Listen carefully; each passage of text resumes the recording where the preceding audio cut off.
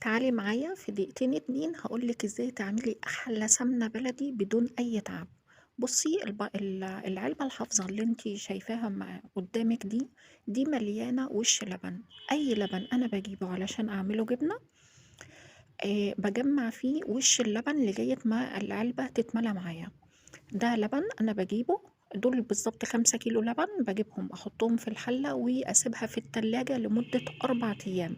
بعد 4 أيام بطلعها من التلاجة بتكون جمعت الوش بتاعها من فوق كده، ببدأ إن أنا أسحبه بالمعلقة زي ما احنا شايفين وأجمعه في العلبة. العلبة لما اكتملت معايا أنا فضيت العلبة، سبتها بقى لغاية ما هديت من التلج اللي فيها وفضيتها في الحلة زي ما احنا شايفين على شعلة متوسطة بس نارها تكون عالية. أسيب الوش لغاية ما يسيح تماما، هيبدأ إن هو يعمل فقاعات زي ما احنا شايفين كده من فوق. بعد فترة أبدأ إن أنا قلبي ما تقلقيش خالص. وبعد كده أول ما يبدأ يغلي بالشكل ده أهدي النار خالص وأسيبه كل شوية أروح أقلب فيه، كل شوية أروح أقلب فيه.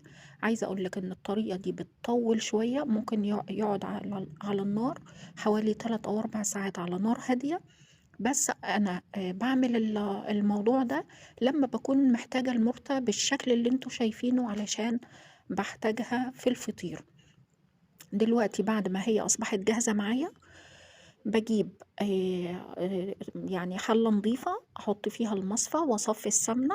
بعد ما صفيتها أجيب حلة تانية وبابدأ إن أنا أصفّي السمنة مرة تانية علشان لو في أي رواسب من المُرتة تفضل معايا والسمنة تطلع نضيفة تمامًا. هنا لسه في شوية سمنة تانيين أصفّيهم للمرّة التانية على السمنة النضيفة. وبعد كده باجيب في الحلة اللي إحنا بنصفّي فيها الأولى دي، أحُط فيها كل المُرتة.